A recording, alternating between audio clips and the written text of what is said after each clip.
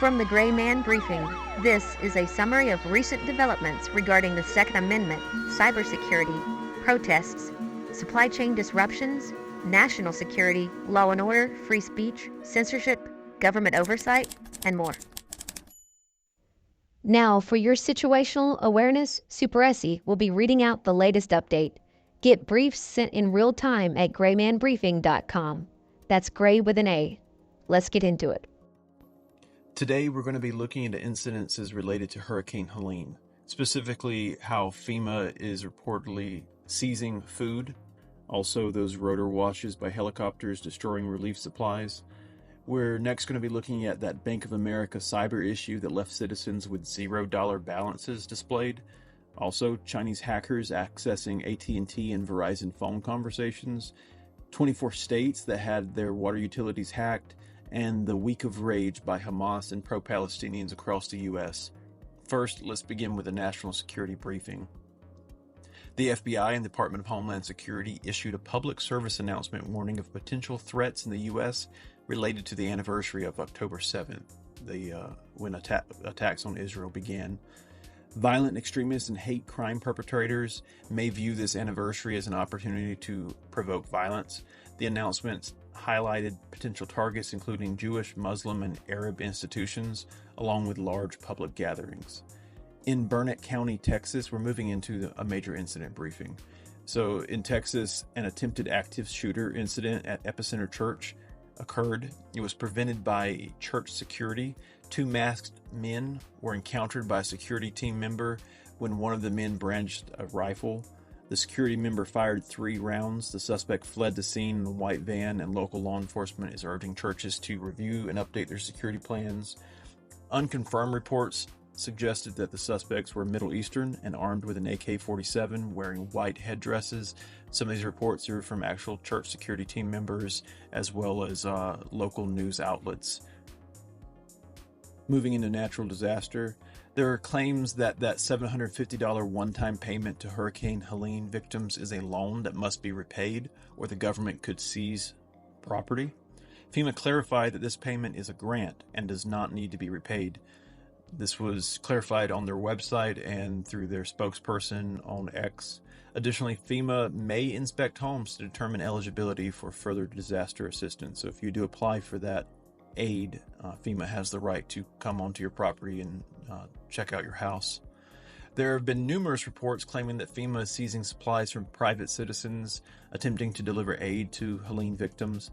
Citizens were reportedly turned away or told to leave supplies with authorities. Most of these claims are from third parties. No videos have emerged showing FEMA taking supplies. However, it's evident that FEMA is of little aid to impacted regions.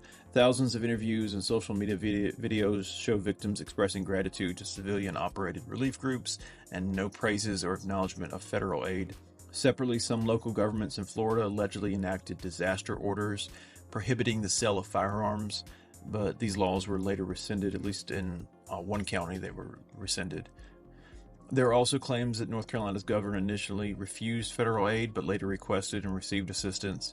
Numerous helicopter rotor washes, these are the ones that you're seeing. I think there was 3, at least 2, possibly 3 of these incidences where helicopters came over areas where relief supplies and aid workers were gathering, destroyed the supplies. National Guard units have confirmed this, at least in the North Carolina National Guard confirmed one of them when they issued a statement. I believe Connecticut National Guard was the other one. We're going to cover more also on Hurricane Milton in the next broadcast, but for now, let's move into cybersecurity.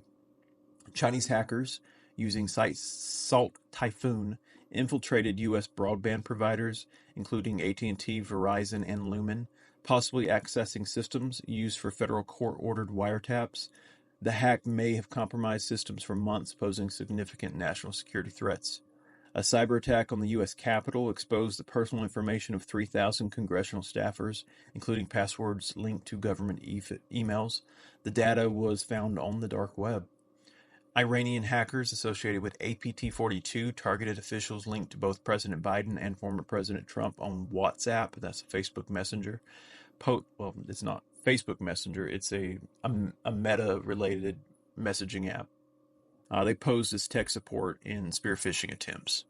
Russian hackers, this is Star Blizzard, linked to the FSB, targeted U.S. military contractors and government agencies in a cyber espionage campaign using spear phishing tactics.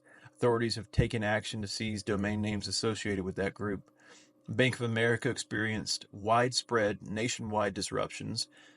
At one point early on, there were 18,000 reports from customers being unable to access their online bank accounts. Many customers reported seeing $0 balances. There were minimal reports of ATMs and in-person transactions being affected. So this looks like it was mainly the app and the online account services pages. American Water, which is the largest utility company in the U.S., suffered a cybersecurity breach. The company shut down its billing systems as a precaution, but no water services were disrupted. The utility provides water to 14 million people across 24 states. Moving now into civil unrest, societal collapse, citizens' actions, and extremism briefings. In Long Island, New York, Haitians for Harris counter-protested a Trump rally. Separately, pro-Palestinians and other activists associated with Hamas in New York City vandalized small businesses linked to Israeli soldiers' families. Activists from groups such as the All-African People's Revolutionary Party, the Black Alliance for Peace, they burned U.S. flags and demanded the city's mayor to resign. In Dearborn, Michigan, a memorial service was held for a Hezbollah terrorist, which was killed in those pager attacks. In Chapel Hill, North Carolina, pro-Palestinian extremists vandalized the UNC campus. They targeted ROTC and military buildings and raised a Palestinian flag. The ROTC armory was graffitied with slogans reading, "In the War Machine" and "Free Palestine." In Philadelphia, street takeovers continue with mobs surrounding and vandalizing police vehicles. In Phoenix, Arizona, climate activists associated with the Sunrise Movement protested at Trump's campaign headquarters, accusing him of prioritizing oil profits over climate initiatives. They delivered a symbolic check for $1 billion and $1 to criticize Trump's policies. Nationwide, pro-Palestinians are actively taking part in that week of rage, which began on October 7th. Obviously, moving now into that dock worker strike.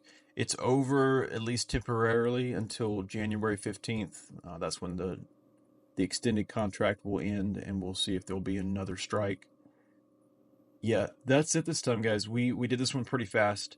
There's a lot we don't cover on these broadcasts. I'm basically looking through what the Gray Man Briefing has posted over the past week, and I'm just kind of summarizing it for you.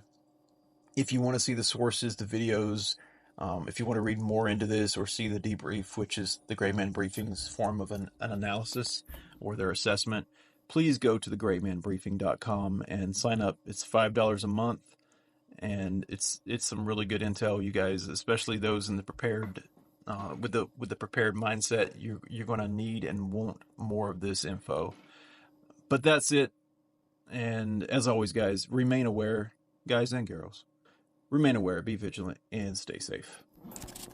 Get unredacted, real-time briefings sent via email and through the Telegram and Signal apps by joining the Gray Man Briefing.